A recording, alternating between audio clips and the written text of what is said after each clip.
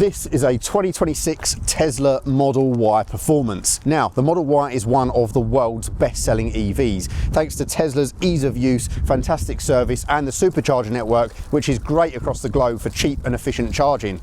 But this Y Performance promises to get a bit more driver engagement. It does 0 to 60 in just over 3 seconds with launch control and feels a lot lower down and less kind of floaty than the previous Model Y. They've even brought back the indicator stalk thanks to popular demand. So I'm here to find out whether the new Model Y is something that you should part with your cash for, and also if the performance is worth the extra money. This one at just over £60,000 is a little bit steep in comparison to a standard Model Y, but promises a much better driving experience. So for someone who wants a fantastic all-rounder that can fit the kids and some cargo in the back, but still be really, really fast on the road, and well, would you just look at it? This one finished in this ultra red metallic paint, which is optional, 21-inch Arachnid 2 alloys and carbon fiber bits everywhere, and even my favorite, white interior, which is actually more practical than you might think. So let's give you a full tour of the car. I'm going to get it out on the road and take it for a spin. But before we do that, if you're looking to sell your current car, please click my CarWow affiliate link in the description below, because all you've got to do is whack your reg in and dealers will bid on your car. You get an instant valuation, and if you're happy with the closing price, then they will come and collect it from your house and deposit the cash straight in your bank. Nice and easy. And likewise, if you're looking for a new car, then please also check out Players Cars Premium, my affiliate dealership, in the description below, because what we can do is make car buying super easy for you. That means no messing around via email. We'll contact you 24/7 via WhatsApp and do free home delivery to your address as well. So what are you waiting for? If you're looking to buy or sell, links below. So the Tesla Model Y is available in a few different trims in the UK, starting at £41,000, and that is for the standard entry-level car, which has kind of a lower grade of interior. It's a new one they've just brought out, which has no rear touchscreen, basic wheel size at 19-inch, and lower grade audio. That's a rear-wheel drive single motor, 0 to 60 in about 6.9 seconds, and a range of around 314 miles. Most people tend to go for the Model Y Premium, which is a long range, either rear-wheel drive or all-wheel drive, with 380-ish miles range, and even 0 to 60 in 6.9 for the standard rear wheel drive. The all-wheel drive model is 0 to 60 in 4.6 seconds. They start from sort of nearer 50 grand, but the one that we've got here that we're going to be focusing on today is the Model Y Performance, which is the top trim made for performance driving. So it's a dual motor all-wheel drive, 360 miles of range, 0 to 60 in 3.3 seconds with launch mode, which is very, very quick for an SUV. 21-inch wheels are standard with a sportier suspension setup. It also has performance oriented body kit and spoilers, a larger 16-inch high-res touchscreen, and also carbon trim inside, performance branding, and some upgraded brakes. This one at the moment retails for just under 62,000 in the UK. For me, I think the all-wheel drive premium car is more than sufficient, but this performance model just adds a lot of extra visual touches, which I think make this look so much nicer, and also the performance upgrades such as suspension, brakes, and so on do make it a much more insane experience, especially with that brutal acceleration in a car of this package. I think in comparison to rival cars from Volvo, you know, the Q4 e-tron and various other Volkswagen Audi group cars, even some of the other kind of new Chinese EVs that are coming to the UK, I think this still represents quite good value for the amount of kit that you get and the ease of owning a Tesla, as well as the supercharger network, which of course you can do fast charging, really astounding sort of 20 minutes it takes to do like a 10 to 80% charge on the fast chargers, and the network is vast across the whole world really now, and also a lot cheaper than a lot of the third-party charging networks. I've also reviewed the Model 3 Performance, which I think definitely has the edge in comparison to this one in terms of handling, but there's really not much in it, and this is a more practical car. Regardless of which model you get, Tesla are one of the best when it comes to the ADAS systems, autonomous driving, and interior tech. Now, I've specifically waited standing here for the sun to come out to show you this spec and this colour, because I think this is the best spec you can have for one of these. I love the way this car looks. I think it looks absolutely epic, especially in this glorious light. This is ultra red, the paint on here, and it is a lovely metallic deep red. It's a £2,600 option, but I'm sure you would agree worth every penny. This could do with a little bit of a detail, but it still looks absolutely stunning. So bright in this direct sunlight, and definitely worth the money, I think, especially with the contrasting carbon fiber accents and these are the 21-inch Arachnid 2 alloys, which are standard on the Y Performance, and you can see the color-coded brakes back there as well. You've got the red calipers on the larger disc brakes, which looks really good. and yeah, just a great contrast. This one also has the white interior, which I think, again, correct option, and it's not as impractical as you might think, so that is also a £1,200 option. So you're probably looking at around 64, 65 grand all in, but I think really a superb package for that sort of money. Quite a generic front end on these now. You've got a light bar that runs all the way across and the indicators are built in as well, and then you've got some kind of ventilation down the bottom. As we head down the side of the car, you can see it's quite a striking profile. At the back, you've got that really swooping rear end with the carbon fibre lip spoiler on this one, so you can see that carbon lip that runs all the way along the back, which is really nice. And again, rear light bar that runs across. It's actually integrated underneath that lights up this Tesla badge along this trim piece here. There's a button under there for the rear hatch and also your camera built in, and on this one you've got the performance badge as well. Nothing too exciting down the bottom, but you do have a kind of accentuated rear diffuser area on the performance model as well. But it's quite a sleek coupe-ish looking car, isn't it? It's not something that's too sort of bold in terms of its styling, but at the same time, the tweaks that have been done to this one just make it look that little bit more special, in my opinion, especially with these alloys intact. It's a very coupe-ish back and makes it look like it's quite a low car actually, when in fact really it is actually quite spacious inside. Down the side here you've also got your cameras for the side, so you can see I like the way they integrate those as well. I think it just looks really cool. I think it just looks less bulbous than the previous Model Y. I think at the front of the old Model Y it looks very kind of inflated. This is much more sleek. It still looks almost like a jacked up Model 3, but now in less of an aggressive way. I think this newer model just looks a little bit more saloon-like overall, but I'd love to know what you think about it. I do think maybe the front end could be a little bit more aggressive, especially on the performance model, but I think overall it really does look the part. And talking of side cameras, you can also see the side cameras in the pillars here, and this space here is available for you to tap your Tesla keycard as your key if you don't have it set up with your mobile phone. So let's head inside the Model Y Performance. Of course you've got your standard Tesla handle, so press in on this side and grab on there and it will unlock automatically if you've got the key in your pocket, which is always a nice touch. And then inside, this one is equipped with the white leather, and being the Performance you've also got carbon pack, so carbon fibre on the dashboard. You've also got carbon fibre pattern kind of on the doors here, and these Performance seats which are slightly different. You can see we've got the kind of the Vortex logo here, which is actually like a nice metal kind of inscription plaque in each seat, which really is cool, looks the part. And you can actually see as well, it's quite bright out here, but you can see how much the UV protection does in here. That's really uses a good sunshade on that full glass roof. Means that you don't have to kind of worry too much about the sun rays coming in. It's been improved from the previous model, but yeah, these seats are stunning. I really like the way these more modern seats look, and also they've got a bit of contrast piping as well, which runs along. You can see there's perforation there, so you press and hold that to move the tilt in and out, which you can see that adjusting slightly there, which is a nice touch. And although there is no kind of pass-through for the middle, so you're kept separate, it does still feel like a very spacious cabin. And obviously all the glass really helps in here, that just the white leather. I absolutely love the white, and actually it's not as impractical as you might think. I've got white in my own Tesla Model 3, and really with like a microfiber and a wipe down, any staining from jeans and stuff comes out. Obviously this is a press car, so it has quite a hard life, and as you can see, still really, really good. So heading inside the Model Y, what you will notice is on these newer models, we also do have laminated glass, so that's front and rear, so lots of sound isolation in here, which is always really good. And then the standard generic Tesla interior, which some people love, some people aren't so keen on. Personally, I like the simplicity, and although a lot of stuff is done through the central screen, it's very intuitive in how it operates.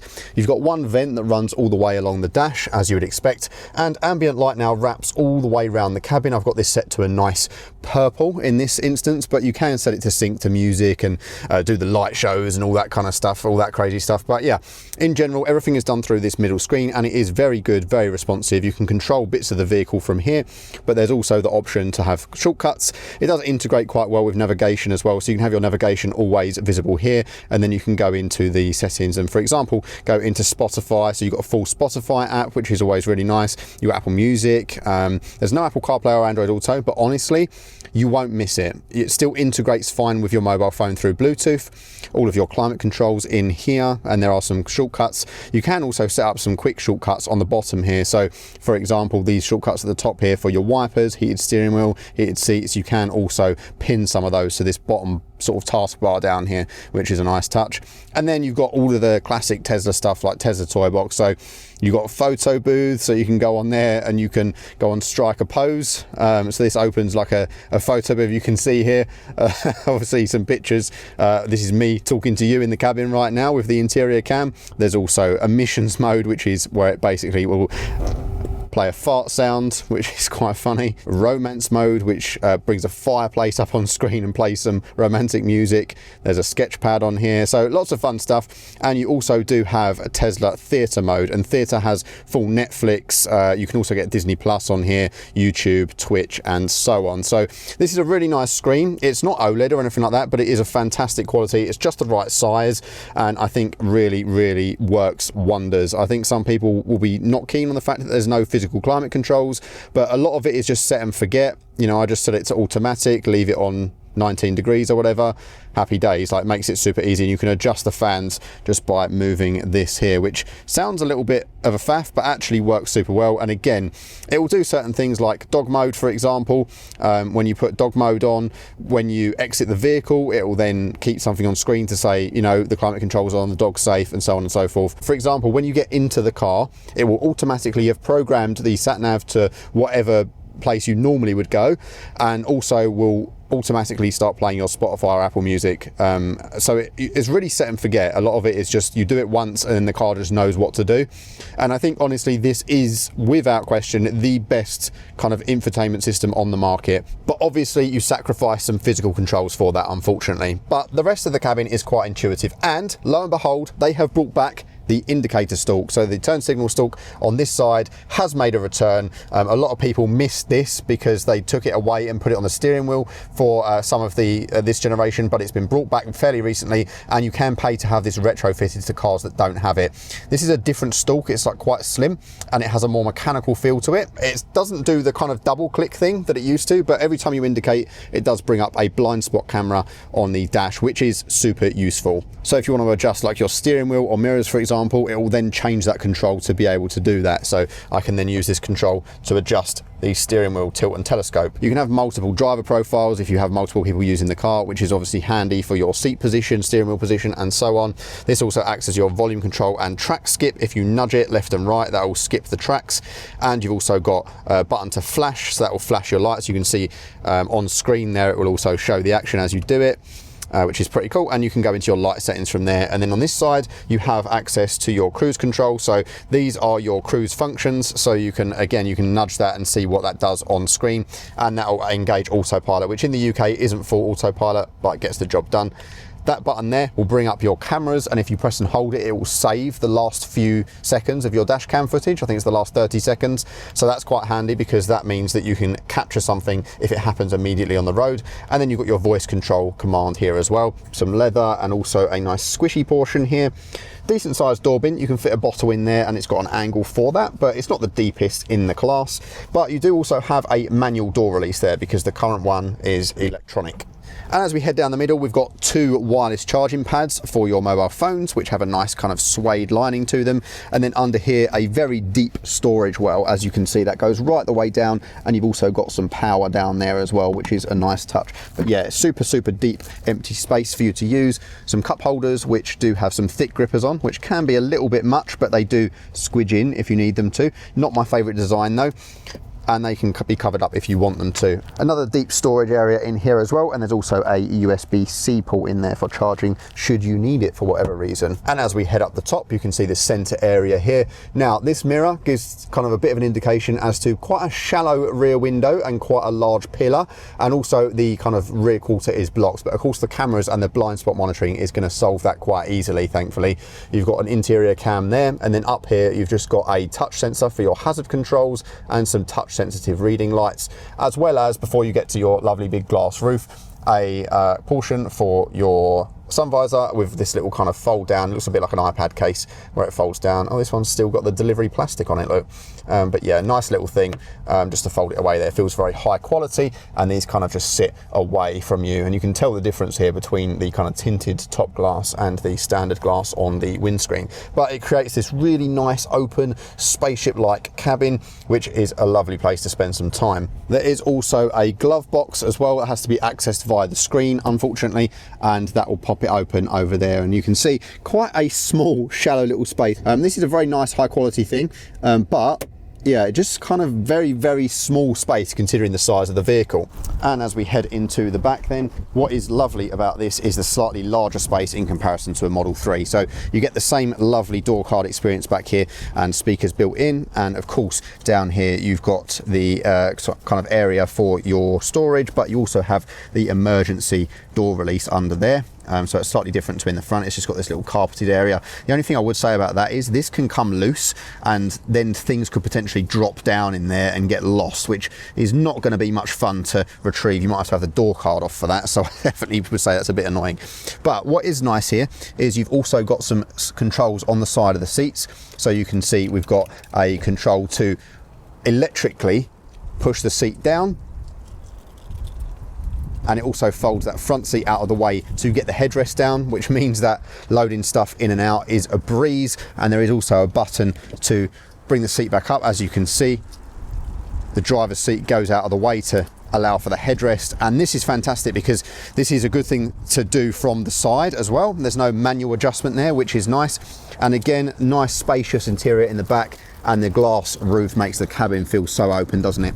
Of course, you've got a lovely completely open floor area, nice and flat, and then in the center there you've got two USB-Cs for charging and your rear screen. Now this rear screen effectively mimics what's happening on that front one over there. You can do a lot of your climate control stuff from here, but you can also go in and watch your Netflix or play some games and all that kind of thing. So really ideal for rear passengers or the kids in the back if they just want to pass some time. And you get a nice view of these bucket seats from there, and also up the top some nice little reading lights, as well as these pop-out hooks which feel really lovely to touch and tuck away nicely. Of course, you've got Isofix back here as well, but it is the kind that squishes between the seats, so you might end up ruining the leather with your child seats and so on. It's a shame it's not one of the ones with the covers, but it does make it nice and neat and tidy. And then in the middle there is also a pull-down armrest, which has got a nice kind of contoured shape to it, and again some grippy cup holders. So you can have that down optionally, but the seats are also a 40-20-40 split. So then, stepping into the back of the Y Performance, it is absolutely lovely and spacious. As you can see, I've got this in my driving position at 6 foot, and I've still got loads of space to stretch out. Thigh support is not too bad as well. That's something that Tesla do pretty well in the back seats. They make sure the seats have got this kind of inclined position so that you can get some nice under thigh support. I've got a nice grab handle place to put my arm. If I get this down as well, yeah, this would be a really nice place to spend some time, and it's not too plush either. It's got a nice kind of firmness to the headrests that make it feel like you're going to be supported on a longer journey. And yeah, it's really nice to see this level of glass as well. It just feels super spacious. The only thing that is a little bit distracting is there are some kind of reflections off of this glass because of how heavy the tint is, which might be a bit disorienting if you're moving around quite a bit in the back here, but I'm sure you'd learn to ignore it and get used to it. But the fact is I've got the screen here, I've got this nice ambient light, and of course the two-tone interior in this one is gorgeous as well. So it's a really comfortable place to be. And if I wanted to sit in the middle, it is plausible. Obviously, it's not going to be great for 3 adult passengers because the car might feel a little bit narrow to you. And there's definitely cars out there that do the width a little bit better for a middle passenger. But it's not the end of the world because, of course, I've got a little bit of extra legroom anyway, and I've got nowhere to bump my feet into. There's no transmission tunnel, so that makes it nice and easy as well. But obviously for 2 larger adults back here, absolutely fine, or 3 kiddies, going to enjoy it as well. So actually really not bad. Headroom, even with the glass roof, I've got plenty, no worries there at all. You can press the button under here to activate the rear trunk, the rear boot if you like, and there's a nice easy load area. As you can see, we've got a really flat area going in here. I've got my bag in here just to show you, but you've also got this parcel shelf which is magnetic, not the most convenient if you want to stow it away, and a false floor as well where you can, if you need to, store that covering. But there's a nice deep well in there as well, which is always a plus, obviously if you're going to store charging cables and things like that. However, it's not intuitive. In some other manufacturers will put in like a kind of a plastic or almost like a drain in there because of the way that the chassis is and the batteries and so on. It's not something you're going to be able to dump muddy items in there and wash out. It is just a storage well. If you want just a nice easy to load experience, there is a massive opening here, and of course I can actually completely fold these down, so it will do that side, and if you want just the middle down you have to reach through and do it manually with that latch, and then I can do the other side as well. And having it electrically done from back here is really handy, and the fact that you can do it from the side of those seats as well is really good. And that is a super long and super large area. The only thing that is obvious is that because of the way this rear window is, taller items might struggle here a little bit, unless you put them right kind of deep into the cabin. But for kind of long, shallow items, absolutely fine. Chuck my bag in there for size comparison. That is a full-size backpack with camera equipment and so on. You can see plenty of adjustment, and I'm just going to press both of those buttons just to bring that all back up as well. You can hear it whirring away and clicks back into place nice and easy, and also doesn't snag the seat belts. It's very well designed. And then of course, if I want to just put this middle one down, you can just lean in and do that manually if you need that pass through as well. So quite a practical space. I would, however, have liked to see more gadgets and gizmos back here. There's a couple of little kind of tie hook locations at the very back, and of course your top tethers for your seats, but I would like maybe some more shopping hooks on the side, maybe some extra little bits like a vehicle to low plug and that kind of thing, just kind of easily accessible, which a lot of rivals are doing now. I feel like this is kind of the cheapest part of the cabin. What is most impressive to me is the depth of it with the rear seats up. It almost looks like a 7-seater with the back seats down. It's just got that kind of extra length to it that you wouldn't necessarily expect without having to put those down. What I will say about this parcel shelf is it is a bit of a faff to reinstall. There's a bit of a knack to it in how you actually kind of position it as you get it in. There is instructions on there, but I find it's kind of easier to just wedge it at an angle. There we go, like that, and then it should fold like that. Yeah, so it's a little bit fiddly to get it to snap in the exact right place. There is magnets there, but it's just not the most intuitive. There are other cars out there that do this a bit better, I think. What is quite good though, as you can see, actually it doesn't require that much space to open the boot, so you get this massive opening thanks to this kind of swooping line without actually having to get a load of space at the back. So even if you park quite close to something, this can come up quite easily. I'll show you. If I press the button to close it, you'll be able to see it doesn't actually take that much space to open and shut. I'll show you the front space as well, so you can do open bonnet on here. So as we head around the front, we can open this up, and it's on gas struts. This is a more practical space to maybe put charging cables or something muddy that you just want to get out of the way. And you do also have here the washer fluid reservoir. Right, so I'm going to put the car in insane mode, which is its fastest acceleration, and deceleration on standard, which is how I like it. Ride and handling is on sport mode, so it's a little bit more firm. And that's pretty much it. Steering weight I normally keep on standard. There is the option of light or heavy, which is nice. So it's kind of very customizable. You don't necessarily have the drive modes that you might get in other cars, but I kind of like to just set and forget. Even in the fastest and sportiest modes, there's not too much lurching around. It's not like in some EVs where you put it in sport mode and straight away the kind of acceleration and throttle response is far too much to cope with. It still feels absolutely fine for day-to-day use, so I like to just keep it in all its sportier settings, but of course you can go to standard mode for the suspension if you want it to be a little less firm. This is a big heavy car, but you know, just over 3 seconds to 60, I'm expecting this to still feel absolutely rapid, which is impressive for the horsepower figure. So let's give it a go. Launch mode, launch ready. Oh wow, 60. Oh yeah, that is absolutely rapid. And you probably saw how I was lurched back in my seat then. That is insane. It is insane. It's exactly what it says on the tin. And yeah, so I've slowed down to about 50. Let's do a 50 to 60 pull.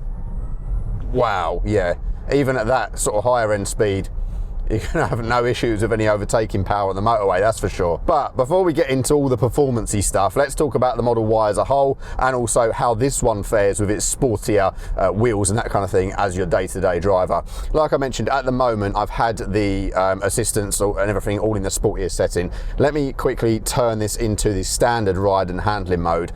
And it does have like an adaptive suspension system that has a kind of computer that works with it to make things a bit easier, uses the radar system and all that kind of thing. And I've got to say, it does work. In the standard mode, this rides a lot more plush than the previous generation Model Y, which is a welcome addition because the previous one was a little bit crashy at times and also a little bit floaty as well. It just didn't feel quite right in my opinion. Still kind of a lot more bloated than a Model 3, whereas this doesn't feel worlds apart from the Model 3 anymore. Don't get me wrong, in terms of the actual handling, you know, the way it goes into corners and the body roll and all that kind of thing, this is still not quite up there with the Model 3 performance, but it's not worlds apart like the previous gen. This does feel a lot better than the last Model Y, which is nice, especially if you're just going to be using one to potter around. You're going to be really thankful of the improved ride. but it doesn't feel like a sort of a wishy-washy, harsh boat anymore like the old one did. This one definitely has some more ride comfort, some more interior refinement. The ambient lighting here really helps, especially at night as well, just makes a nicer cabin feel. And overall, just these subtle little improvements just make it feel like a nicer place to be. And not only that, but the overall driving dynamic certainly feels a lot more like the Model 3, which we've come to know and love as well. The refinements they've made to the cabin do make a big difference as well, so having like the acoustic glass gives you that cocooned in feel, and driving position is really good. I can see over the bonnet super easily. It's kind of wedge shaped at the front, so it looks almost like I'm driving like a van or something, like I've got tons of visibility to the corners. Place my elbows nicely, sit back in my seat. These seats are definitely firmer in the performance variant, but in general the newer Tesla seats I think are more firm and supportive.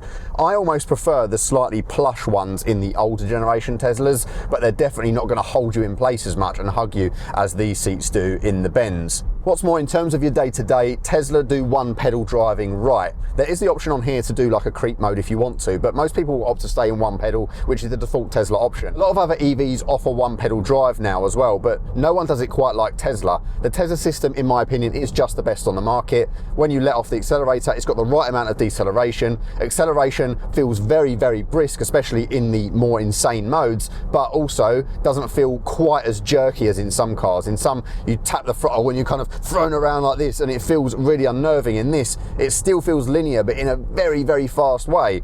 And also when you come off the accelerator, there's not too much jerking from the brakes. Around town as well, there is absolutely zero creaking from the brakes, and it's very, very smooth in traffic, more so than any other EV I've driven. So the one pedal drive situation is just perfect in this, and I don't think there's really much they could do to improve it. And in terms of brakes then, yeah, very good actually. But what you do notice is the pedal feel is pretty much the same all the way down, but that's good because it doesn't go crunchy. But one benefit is that it just feels like it's got more stopping power for this weight in this performance variant. But definitely if you use them and use them and use them, they will feel like they fade and get a little bit weary after a while. But you don't often have to, because the one pedal drive is so good. It's only when you're really, really going for it, or you need to come to an emergency stop, that you really need to use the brakes. So handling wise then, it's a big old boat, but I think they've done a great job with the dynamics. So let's chuck it round a roundabout and see what the four-wheel drive system can do. It definitely puts its power down a lot better than a lot of other performance EVs as well, which is always nice, but at the same time can be a little bit less playful. So yeah, traction control system's fighting me, but it just grips and grips and grips. Feels like it's on rails, and not much body roll either, even for this obviously taller variant. Not quite as agile as a Model 3 though. You can feel the weight a little bit more. A Model 3 Performance or even a Model 3 Long Range definitely feels just that little bit more darty. But for a big SUV, this is still amazing. Honestly, it's still very, very good for an EV. Obviously it's not going to be quite as nimble as something like a Cayenne GTS or something with a petrol powered engine, or an Aston DBX, but for your day-to-day driving, this is going to be so much cheaper to run, and it's going to be better off the lights as well. Let's chuck it down some more challenging roads. Slight tap on the brakes, and I'm going to chuck it in quite violently here. Dab of the throttle where I shouldn't be, just to see if I can get it to kick out. And no, you don't get much rear end action from this.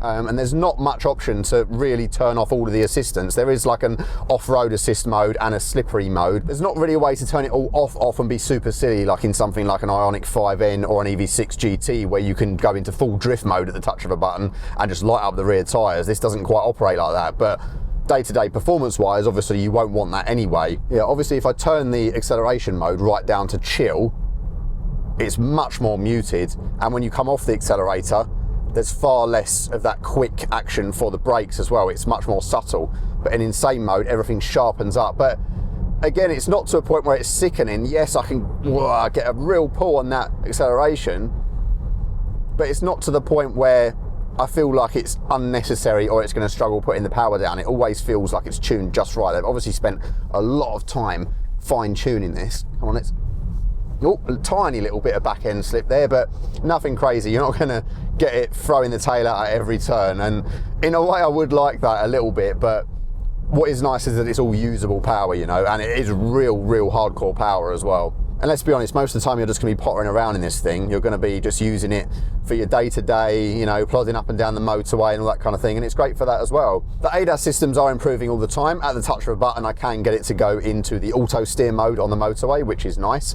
It's not quite as easy to live with as the Kia Hyundai stuff, but The fact that it's one button is super lovely. And in terms of like your lane departure warning, the vibrations through the wheel, the auto steering and correction and stuff like that, and your speed limit warnings, it's nowhere near as intrusive as some other brands. You might be surprised by that because you might think, oh, you know, Tesla, they're pushing for autonomous, they're pushing for auto drive and all that kind of stuff, full self-drive mode.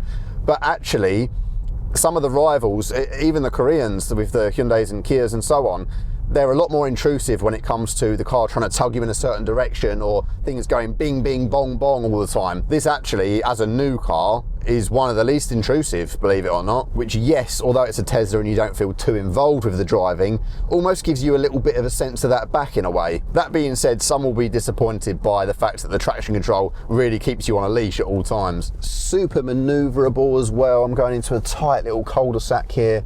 Not got much room, but the visibility is great all round. It's a shame it doesn't use a top-down view for that camera, but you know, the turning circle is really good and you've got enough acceleration to whisk you out of any dodgy situation at all. The Tesla service and warranty is pretty good, and quite often they'll be able to come out to you if you request service through the app, and there's lots of Tesla main dealer centres around scattered as well, so their network is getting bigger and bigger, and with the supercharger network as well, it's going to create a nice easy ownership experience, I would have thought. And the over-the-air updates are one of the best on Tesla. You know, they keep supporting their cars for many years after they're released, very similar to something like an iPad. It just keeps getting updates until a hard cut off when the car just simply can't take it anymore. You know, when you consider a new Golf is like 40 grand now for a nice one, this is just stonking value, isn't it, really? And if you're buying used as well, you're going to get a cracking deal then, aren't you? And if you are doing that, then please check my links below, because we at Players Cars Premium can help you find one.